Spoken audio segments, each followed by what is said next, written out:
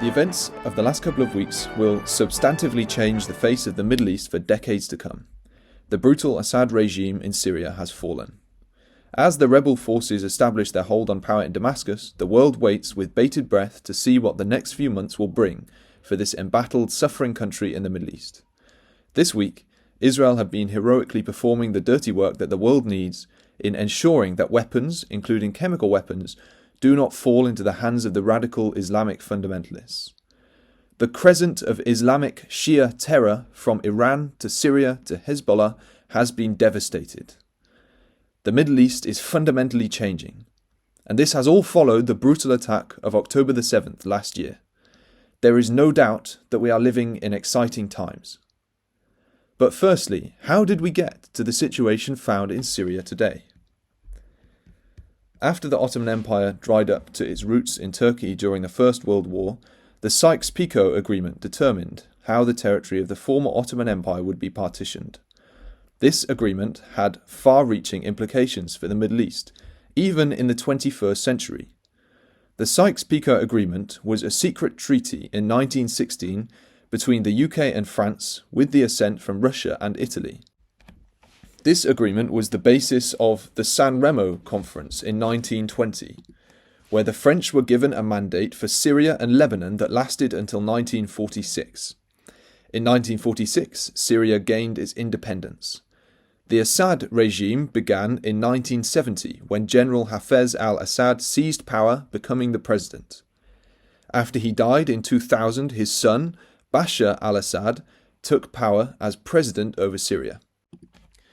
During the Arab Spring in 2011, an uprising in Syria resulted in a civil war that has lasted for over a decade and eventually toppled the Assad regime in the last 2 weeks. There are a number of milestones during this civil war period that are important for understanding the situation in Syria today. In 2011, civil war broke out and there was a rebellion against the Assad regime. Russia and Iran increased their support for Assad and gained influence in the region. In 2012, the rebels gained control of Aleppo, Syria's second biggest city after Damascus, and Obama famously came up with his red line: if Assad used chemical weapons, then this would be the final straw. America would closely support the rebels against Assad. In 2013, however, Assad used chemical weapons, and the West, under Obama, did nothing. It was around about this time that al-Baghdadi set up the Islamic State in Iraq. Eastern Syria and western Iraq ended up in the hands of ISIS. In 2015, Russia and Iran stepped up involvement in Syria, and they leveled Aleppo to the ground. In 2016 and 2017, Donald Trump and the Kurds strike ISIS and reduce them to a few inconsequential concentrations of forces. It was at this moment that Hayat Tahrir al-Sham, or HTS, emerged from ISIS and other jihadi factions. The leader of this rebel force is called al-Jilani, a rebel who has risen to prominence throughout the world in the last few weeks. His name means "from the Golan," and he has deep family ties to the Golan Heights, an area in the north of Israel. In 2018, a buffer was created between HTS and the Assad regime. The territory controlled by HTS shrunk continually from 2018 up until the last few weeks, when the tables turned. The reason everything dramatically changed so suddenly in the last few weeks was due to things outside of Assad's control. Assad was being propped up by outside forces, namely Russia and Iran. While Russia has been busy in Ukraine and Iran has been busy fighting Israel both directly and through Hezbollah, the Assad regime became an empty shell. There simply were not enough resources to keep Assad in power. It was this that allowed HTS, under the leadership of al-Jilani, to take control of Damascus and topple the Assad regime.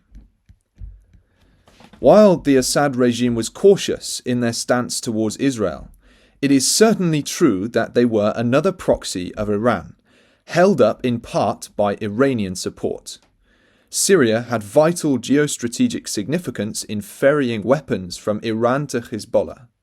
For example, It was reported in the Wall Street Journal today, the 15th of December, that Hezbollah says that the fall of Assad severed key supply chains from Iran.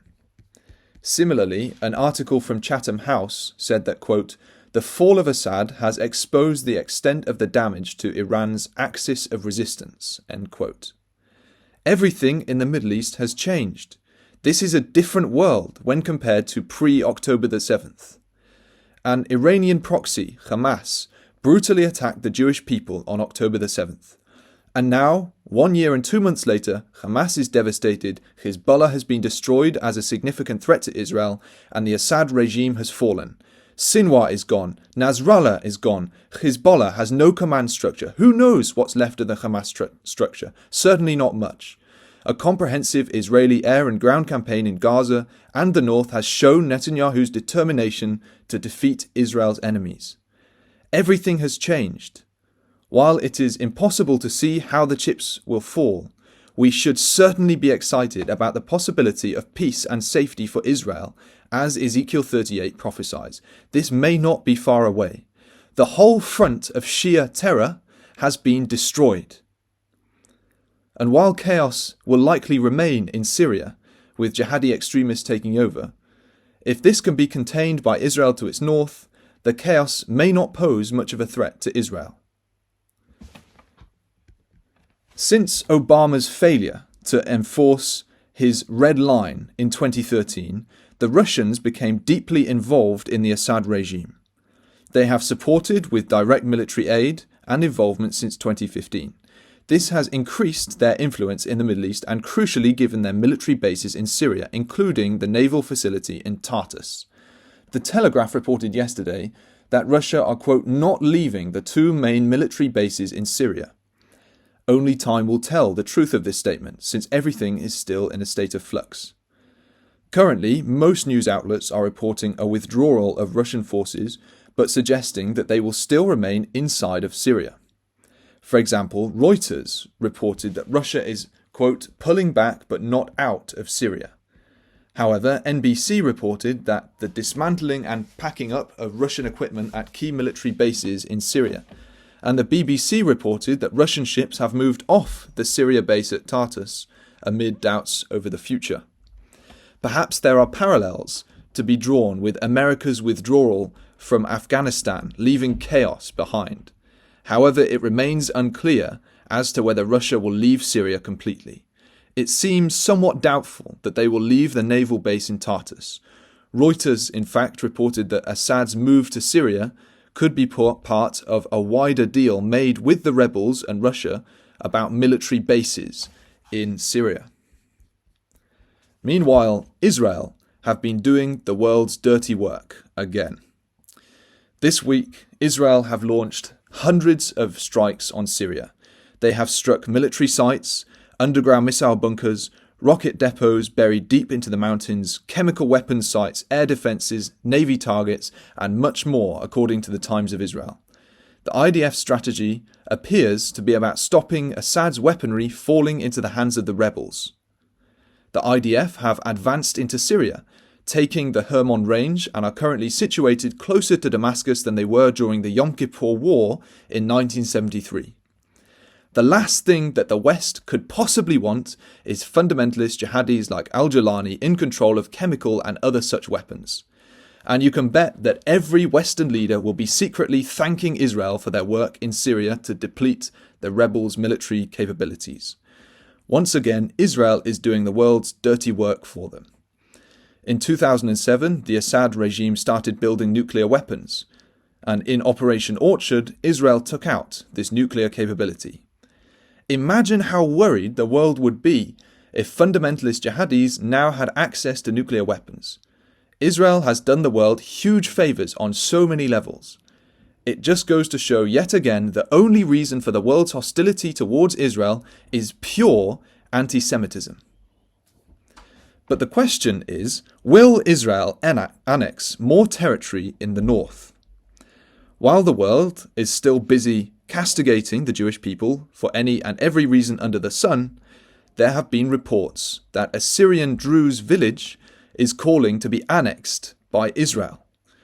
The Times of Israel reports, quote, "An unverified video circulating on social media purports to show a member of the Druze community in the southern Syrian village of Hadar calling for the community to be annexed to the Israeli side of the Golan Heights.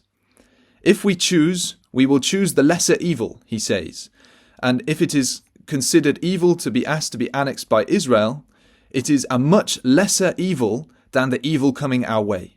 End quote. Along similar lines, the J Post reported an interview with a Kurdish political activist from Syria saying, quote, "We need Israel's political backing," end quote.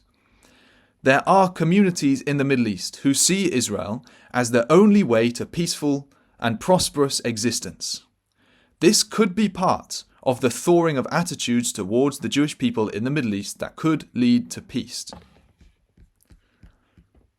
So what does this mean for Bible prophecy? This is an exceptionally exciting moment for any who are interested in Bible prophecy in the latter days. Based on Ezekiel 38, verses 11 to 12 and verse 14, we expect to see a situation of Israel dwelling at peace without bars or gates. While this situation is not apparent in Israel at the moment, the destruction of Iranian proxies in the region means that suddenly peace is looking more plausible.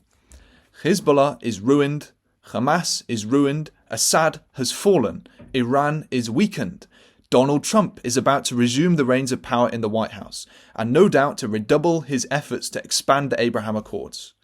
This is a singular moment in which peace is looking more likely than it has in decades. And further to this, I can't think of another time in the history of the State of Israel where a community outside of the borders of Israel have asked to be annexed by the Jewish people. And yet this is exactly what we've seen only this week with the southern Druze communities in Syria. Momentum is changing. It is certainly possible that peace and prosperity could follow. It is likely that chaos will remain within the borders of Syria for a long time to come. But the likelihood is that this chaos will not threaten Israel, particularly since Israel have destroyed Syria's weapons. Finally, we watch with anticipation to see how the fall of the Assad regime will affect Russian influence in Syria. It seems possible that while their influence may be reduced, they may hold on to their naval bases on the Mediterranean. We learn from Daniel chapter 11 that the king of the north will occupy the territory of the ancient Seleucid Empire. This includes the territory of Turkey and Syria. However, we don't know whether the king of the north, or Gog, will occupy this territory prior to their invasion from the north, as prophesied in Ezekiel 38.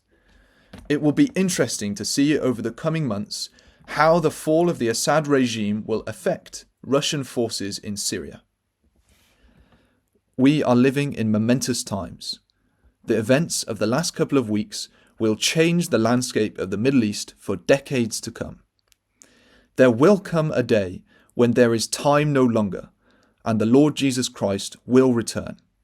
Now is the time for us to think about what manner of persons we ought to be in all holy conversation and godliness, looking for and hasting unto the day of God. This has been Daniel Blackburn joining you for this week's edition of Bible in the News.